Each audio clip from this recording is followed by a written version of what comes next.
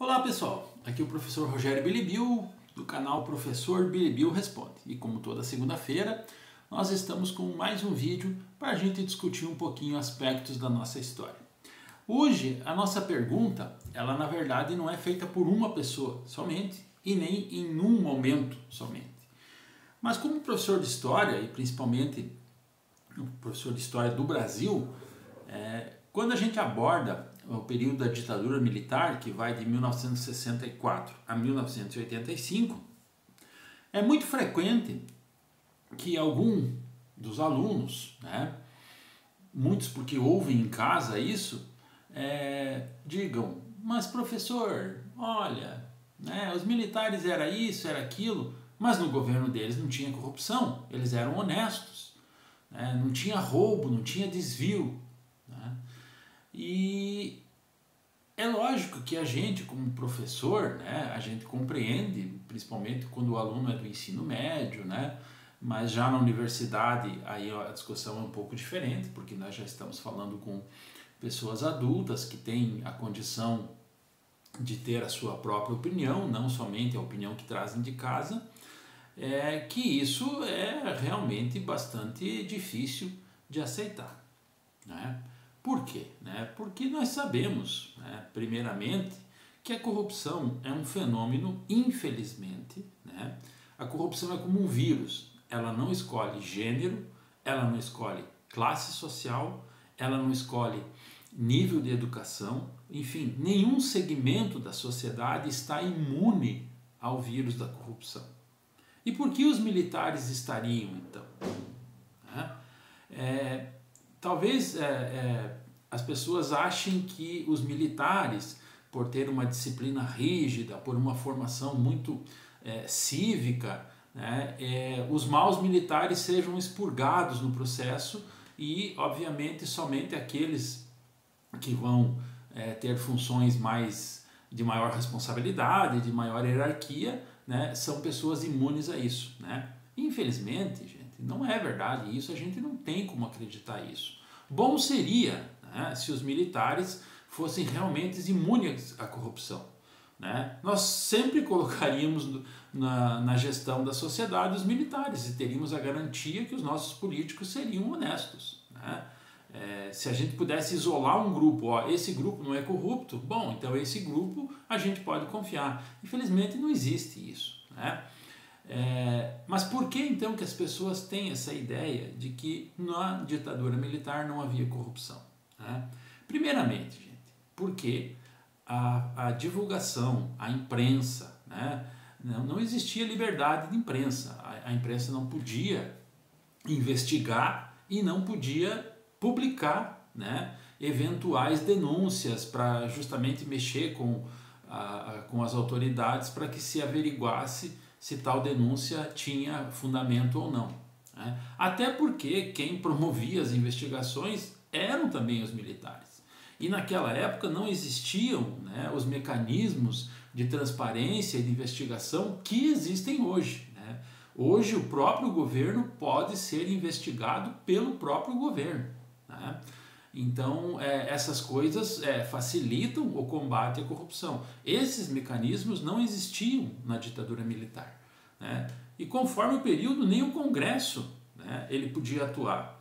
Quando se estabeleceu que o Congresso poderia atuar, ele atuava de uma forma engessada. Então os militares não tinham oposição, era uma oposição formal, que não exercia poder nenhum, e também não tinham nenhum receio de que os seus atos viessem a público, já que eles controlavam a imprensa.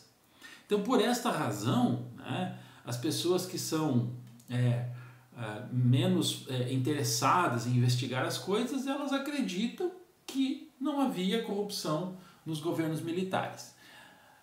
E as pessoas que não querem admitir, elas simplesmente se calam diante desse argumento, dizendo, bom, se havia corrupção, por que os jornais não publicavam?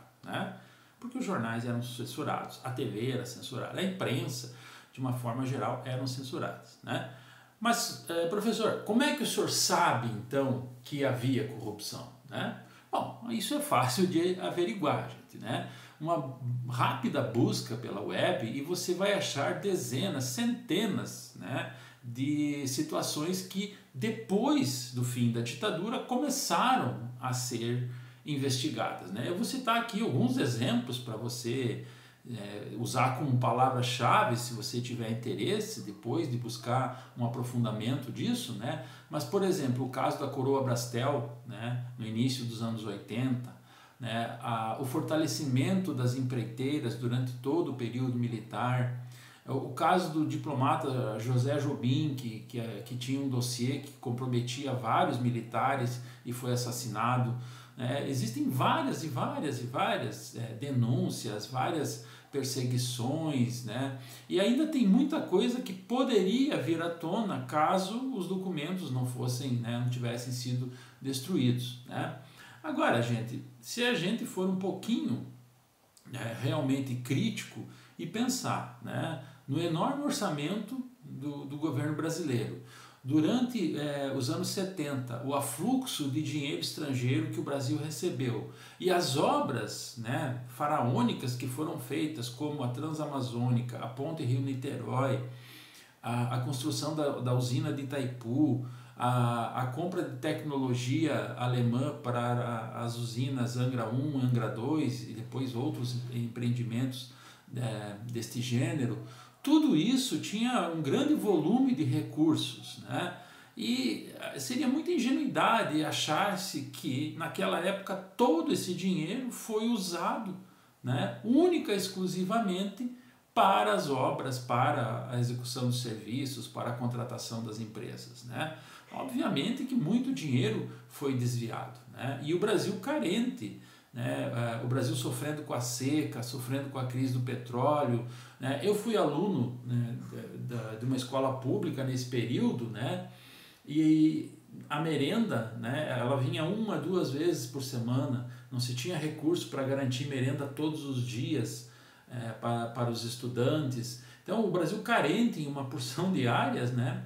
E muito dinheiro foi usado na execução dessas obras, muitas delas criticadas, né, não só pelos desvios, mas pelo próprio uso do dinheiro público, que é uma outra forma de corrupção, né, o mau uso do dinheiro público, você consumir um grande volume de recursos numa obra que ao final vai resultar de pouca utilização ou de pouca, né, ou uma obra que poderia ser feita de uma forma mais barata com obras menores, como é o caso de Itaipu, né, usinas de menor porte poderiam produzir o mesmo volume de energia e custariam muito mais barato com uma agressão menor ao meio ambiente, né? Mas os militares queriam marcar o seu período com grandes obras. Isso também é uma forma de desperdício de dinheiro público e também é uma forma de corrupção, né?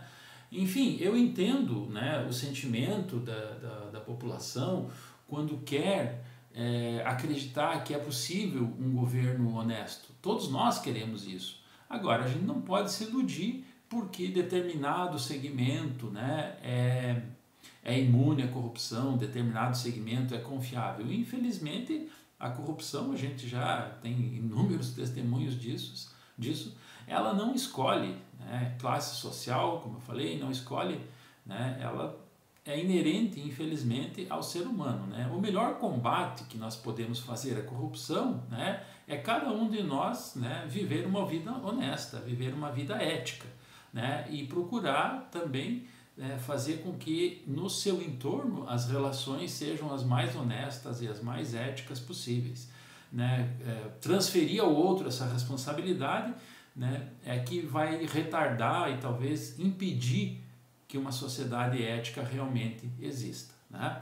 Para encerrar o vídeo, então, gente, infelizmente eu não posso aqui concordar com a ideia, né? E a realidade está aí, como eu falei, vocês podem acessar a web e vão ver inúmeros casos de corrupção durante a ditadura militar. Infelizmente não existe esse Eldorado. Eu acho que é algo que nós precisamos construir, né? E para a gente construir, a gente precisa do conhecimento. Por isso, deixe o seu like, faça a sua inscrição, traga suas dúvidas, conteste o nosso vídeo aqui, da troca de informações que nós vamos fazer um Brasil melhor. É isso aí.